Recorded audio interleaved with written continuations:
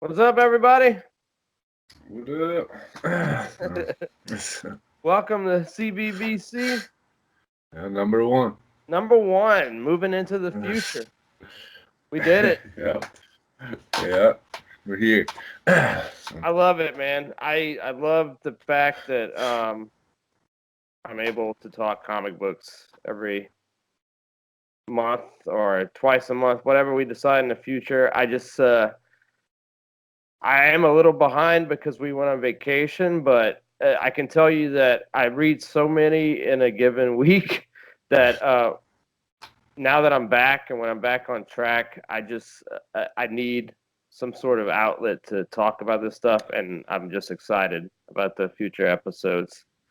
Right. Yeah, me too. I'm really liking it. Just since we did the number zero, Yeah, I read like 5 different series since then. And it's unlike the comically gaming. I don't have to focus on a million different things the whole month. I could just yeah, read some comics, and then it's no pressure, but it's totally. helping me read more, and I can dedicate myself to one thing instead of a million things for the whole month, and it's got me like I I hadn't been reading many books until we started this, and it's gotten me back into it. So I'm Yeah, really digging it. and So, it's there's I feel like we're living in a really good time for comics right now. It's oh like, yeah, I mean, there's just so much out there. yeah. It's There's it's so it's much. impossible to even narrow it down to the two that we do. But um, I think what Corey and I are trying to do here is uh, step outside of the our typical boxes of what we normally would read. Yeah. Uh, I think I mean these two books that we picked for this month. I might have read Thumbs on my own. I definitely would not have picked up Bettie Page Unbound Yeah, without me neither.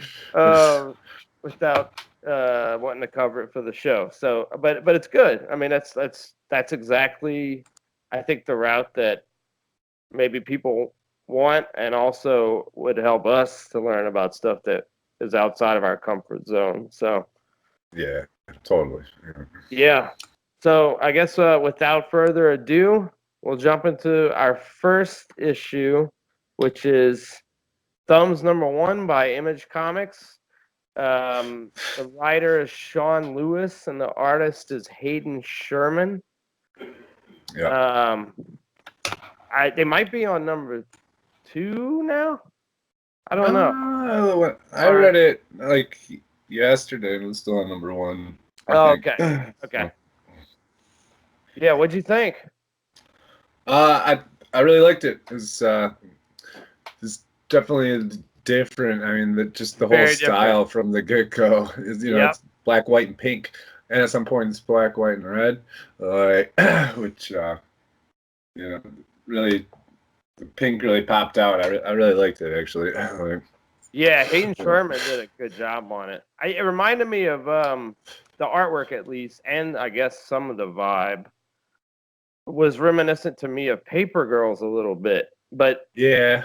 but not. It was a little more abstract than Paper Girls, less concrete in terms of the story. Yeah. Yeah, Yeah, they didn't really say if it was on Earth, but definitely a lot of comparisons to society nowadays. Like, this is their vision of what could happen, like yeah, with the whole parents, like the kids grow up on their own. Their parents don't, their parents aren't around at all, and they're kind of raised by the mom, the AI, um, and I couldn't really tell, like, with the parents, if they were trying to say that the economy was so bad that they just had to constantly work, so they couldn't ever see their kids, or yeah. if They they don't didn't go in. want to see Yeah, their kids. right, right. They Like, don't go into that. I think they leave it sort of open ended. Um, just to give everybody out there a brief summary, it's sort of like it's definitely a futuristic vision of some sort, and it has to do with kids that are raised through an app, I think, a mom app. Yeah, it's like a AI or it might be an app. She's definitely an AI. And Yeah, they're and they're but all that, using those VR goggles, but she's there even when like they aren't wearing the goggles, I feel right, like. and the So AI is yeah. secretly teaching them to be like badasses or fighting some like Yeah, I mean the whole premise is that this guy, Adrian Camus, is like a kind of a revolutionary who was, raised the same way the kids are and believes that technology should be free for all. But his kind of hidden motives are is he wants to take down the current government, and the way they train kids to be in their army is through like a VR shooter. Like yeah. the best of that VR shooter get scholarships to this place, which turns out to be like a military training fortress Yeah, for them it's like such a to. great, Uh, crazy ass premise, man. yeah, yeah, really awesome. Yeah, but, Yeah, as it went on, I was like, I don't know if I'm gonna pick this up again. I was enjoying it, but I was like, I don't know if it's necessarily something that I was drawn to. yeah, But as it went on, I liked it more and more. The fact that he woke up like what, like 5 years later, yeah. 6 years. He went to sleep when he was 16 to 15, 21. Yeah, 15, 15 to 21. yeah, By and that was himself with crazy. everybody like massacred, and his girl Nia was missing. So like, Yeah, I think I'll definitely keep reading it. I mean, it's only a 5-part series, so yeah, like that helps absolutely. it's it got me hooked at least enough to read 4 more issues for sure. Yeah, and the So, art was so strong. I mean, it was so dynamic, like the images and the transitions between the pages. I mean, like that double panel, full page with the hand. I think it was the front of the hand and then the back. That yeah, was that yeah. was awesome. I was Shows like, like oh his dad's hand and then his mom's hand, because all he remembered was their hands. Apparently, yes, that's what it couldn't remember was. their Yeah, faces. Yeah. yeah, that was awesome. I'll definitely keep reading it. The apparently this team, much like the guys that do Criminal, I'm drawing a blank. Sean Phillips is the artist. Ed Brubaker. They do like they do like 6 or 7 series together. I think this team, Sean Lewis and Hayden Sherman, do like 2 or 3 other books. So Yeah, yeah, I saw that in the. I like Yeah. that. I feel like coupling those like two industry people together and having them do books just leads to stronger results a lot of times. I think Right. Yeah, you more can people tell should that. do it. Yeah. Yeah, you can tell the creators have a lot of pull with Image, at least, like they get to pick who they want to work with, and they can do it with multiple books if they want to, which It's is awesome. which is Yeah. yeah, it's really sweet. So Cool. yeah, yeah, I'll definitely keep reading that one though. So Nice. You want to and lead our next one in? yeah, our second book, Bettie Page Unbound, number one. Crazy pick. I didn't even know they made Bettie Page comics. I Um, know. but pretty good. I mean, Yeah.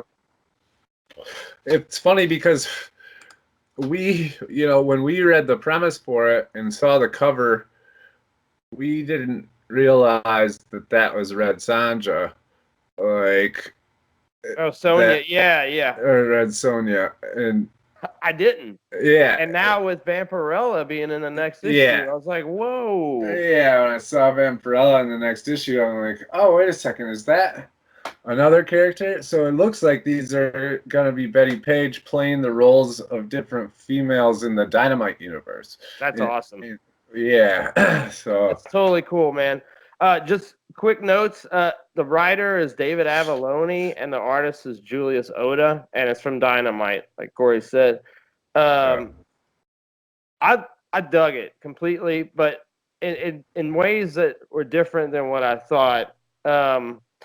It was actually, considering the character that was used, less racy than what I was expecting. I thought it was gonna be like over the top sexualized, and because she was into, she was doing S&M photo, the real Bettie Page, S&M photos and all this other stuff, and it was nothing like that. It was just like, I mean, I think they had one or two panels that were suggestive, but that was it.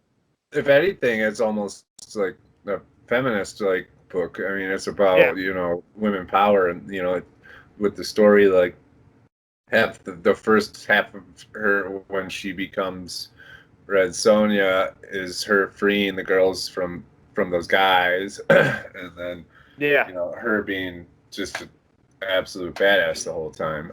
So it was crazy. Yeah. It was I thought it was super pulpy. It reminded me of like the comic strips of the 30s, like Prince Valiant and Dick Tracy a little bit, the artwork. Totally. It was so tightly drawn. Very clean lines and just a straight comic. I mean, it wasn't trying to be anything other than what it was, just a straight story. I mean, I thought it was interesting with the what was it? I can't think of the writer's name that they pulled that. The Great Old Ones is from Lovecraft. That's it. So I was surprised that they went there. I was like, whoa, that's kind of cool. Yeah, it's really good. One of my only, I wouldn't say complaints, but like one of the reason I wouldn't give it like 10 out of 10 or anything is the story itself is kind of run of the mill. Yes, it is. She has to find these 5 amulets to stop the apocalypse or whatever, but when I realized at the end of it that it was basically their way of putting Bettie Page into all the other females' roles in the Dynamite universe, I was like, okay, that's cool then. Like, So the story itself isn't really what it's about, It's about her being these other characters. That's got to be what this miniseries, is about, So yeah, totally. No, I mean, if you're looking for this isn't Immortal Hulk. You're not gonna find or Gideon Falls or anything. It's not, doesn't have that leveling of subject matter. But if you're just looking for something like just fun to read, nice artwork, straight story, I mean, I dug it for those reasons, Yeah, and I think Dynamite fans of Red Sonja and Vampirella and all these characters would really dig it. Like, I feel like if I knew all those characters more, then I would have been way more hyped about this book. But it actually had the opposite effect on me there, where I wanted to learn more about these characters after reading this. So I read some Red Sonja and then I read some Vampirella after reading this. So it's I think I read the last Vampirella was like a 5-part miniseries, and I read that whole thing. It was pretty good. So I've been curious about Vampirella, to be honest. She's cool. Apparently, she's not from Earth. She's not like a earthly vampire. She's from a different planet that's all vampires, where they have like rivers of blood and shit. But she's on Earth. She still needs to drink blood to survive, but sunlight and all that shit doesn't affect her like a standard vampire would. And she doesn't she's good. She only hunts bad people, basically, almost, her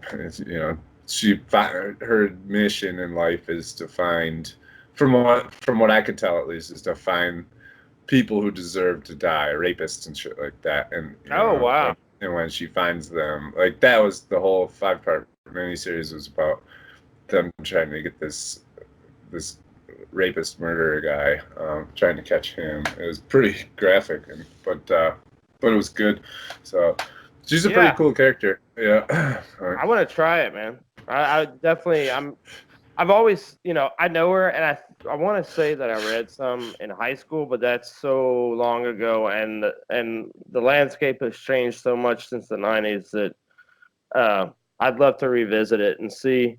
I'm curious. I feel like somebody that I follow, like Brian Hill or something, might have written her, but I don't know for sure. So I'm gonna check it out. I'm glad that you liked it. I'm gonna totally jump into it and see. Who. I want to see who wrote her that I'm thinking of. Yeah, the last main Vampirella Volume 4, or the last mainline series of her, didn't have great reviews, but the most recent thing that she was in was like a 5-part miniseries. They don't have an ongoing for her right now. Okay. But the 5-part miniseries had pretty good reviews. So that's what I read, and gave me an introduction to her as a character and stuff. I'd definitely check it out. So. Awesome. Yeah, I'd definitely do it, man. Cool. Yeah. Did you read anything else this week? Well, yeah, as I said, I read those 2 books. Yeah. Read Sonja and Vampirella, and then I read I read about 6 issues of Avengers, and I just can't get into it. I'm glad that you brought that up. Yeah, I want it has good reviews, and I want to get if you're I'm trying to get back into the Marvel universe, and it seems like that would be the go-to book to read, and it's really wordy, and it's not very interesting. I just thought it was corny. Yeah, corny. Yeah, and yeah. It felt. I don't know. I stopped reading. I don't know if I'll go back to it, to be honest. I have not until gone something back changes. Yep. I feel the same way about War of the Realms, to be honest. I haven't checked that out. Dude, as great as Jason Aaron can be, he also has this, and I guess it really applies to the crossover events and the team books that he does. He slips sometimes into just being I don't know if it's a push for a younger audience, maybe. I don't know. Yeah. But that's the only thing I can think, because it doesn't hold any weight for me at all. I'm not drawn back to it. I definitely have beef with the new Ghost Rider also, the one with the car. I don't like that dude. I don't like him. Yeah, and he's ultra powerful too in that. Yeah. I mean, he could control Celestials. That's insane. Yeah. So I read that. Wasn't big on it. I did, after reading Silver Surfer, I had to read some Fantastic Four, and I think I read I think I'm up to date on Fantastic Four. That's a great book. Which is really great. Yeah. Dan Slott's awesome. Dan Slott is perfect for that book. Yeah. I read his take on Iron Man, and it was pretty good, but he nails it with Fantastic Four. That's just he's meant to write that book. Yeah. Yeah, he's great at writing the family, and that's what Fantastic Four is about, Yeah. So, I guess we won't go spoilers since right. It's not one of our books, but don't go spoilers. Right. Yeah, but just great stuff that happens in it, with the whole team, and good times, intense times, it's really great. If you like Franklin Richards, pick up that book. yeah, for real. Yeah. Other than that, I read one of the books that I think we're going to talk about next show, Animosity, by Aftershock Comics. And like we said, that's why I like this show. It makes me look for that's the small publisher. I just clicked on a small publisher that I hadn't heard of, and it was like their top rated book, and I read it, and it's really fucking awesome. So That's great. Yeah, that, and then I liked that so much I wanted to check something else out by Aftershock, so I read Insects #1, which was also really good, really good. I'm gonna check it out. And it's about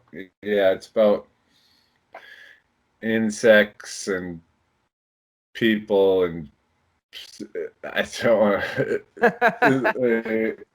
insect people, and it's pretty sexual. Like, there's nudity in it and shit.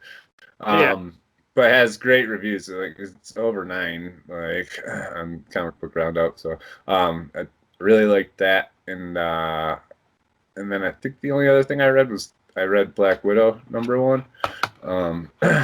Oh, which nice. I really like that too. Is that the new one? Yeah.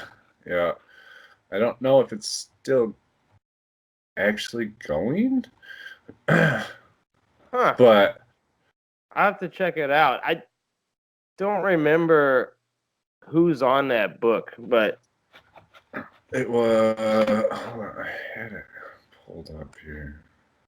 It's written by 2 people, Jen and Sylvia Soska, and the artist is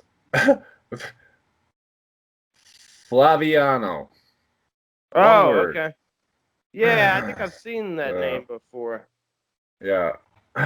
That's cool. Is it? You said you did read it? Yeah, I read it. It's really good. I didn't know what was.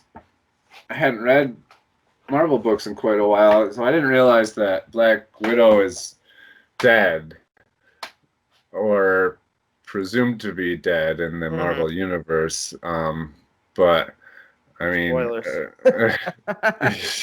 Yeah, spoilers. But like, if you read this book #1, she's clearly not. I mean, it's about her, and it's the art was really good. The story was really good. It was her hanging out with Cap basically throughout the whole book, and really, but really cool. So cool. I'd check it out.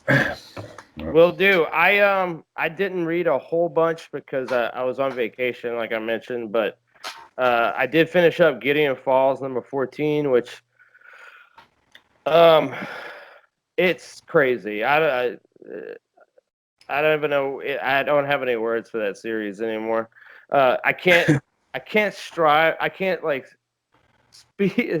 state more clearly that Andrea Sorrentino is just untouchable. I think at the end of the year he's gonna win for best art of the year because he's just doing stuff way above anybody else. I mean, the panels are insane. My wife she was walking by and she saw one and she's like, "Oh, what is that?" And I showed her. It's like, this guy is fucking amazing. Yeah, it is amazing. I really need to catch up on that too. Yeah. And then I finished up, I think Nate might have tweeted this out on our account, but Come Into Me, which is Black Mask Studios. And it's Lonnie Nadler and Zach Thompson co-wrote it together. And Peter Kowalski was the artist. One of my favorite books of the year. I think it's like, if you are into like David Cronenberg films from the 80s, like The Fly, and that, just really disturbing. It has to do with sharing a consciousness with another body, and then what happens when those two consciousnesses share the same body and fight for control. And it gets really ugly and intense, and it's a really messed up book, but I loved it. You said it's called Come Into Me? Yeah, Come Into Me. It's 3 issues long, so it's super short. Oh, I'll check that out for sure. Yeah, it's crazy. So I think it might have wrapped up. I think I was behind on it. I don't remember exactly when it came out initially, but I just finished reading it this year. So I thought it was one of the best books of the year thus far. Nice. But that's been it. So I guess for next time, like Corey mentioned, we'll do Animosity #1. If y'all want to catch up, read that, and circle back and come and chat with us about it. That's Animosity #1 from Aftershock Comics. Yeah. And then, Corey, you were thinking we could do Black Cat #1 from Marvel? Yeah. I mean, it just came out. I feel like, for the I've been most hearing part, some buzz about it. yeah, it's got like eight and 8 on Comic Book Roundup, so decent reviews. They're not acting like it's the best thing ever, but I always liked Black Cat, so I'd like to check it out. And I think it's real brief. It mentioned that it was like a heist book, which I'm totally about. So yeah, sure. she's clearly the Catwoman of the Marvel universe. Oh yeah, totally. But totally. Yeah, about those, I feel like we should, for the most part, stick with #1s for books, just because it's so hard to have people read along with us on books that we've never, that we're searching for by like small publishers and stuff. We can't ask for people to read a whole series up to the current issue. So, Right. We still got a lot to figure out with the show, but I feel like for now, #1's For now, yeah. way to go. And I think we also mentioned in the future,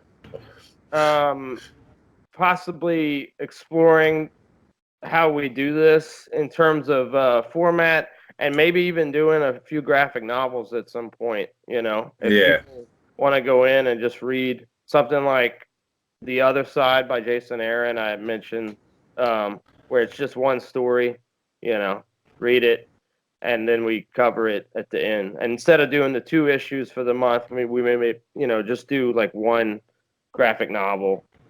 But and if y'all have suggestions, absolutely, anybody out there, send them to us. If we can do a vote thing or recommendations, we're absolutely about it. Yeah, that'd be totally cool. If somebody wants to recommend something for us to read, we can do that for the month and tell you our thoughts. So awesome. Yep. Cool. We'll see y'all next time. That was CBBC #1. #1. Hope you all enjoyed it.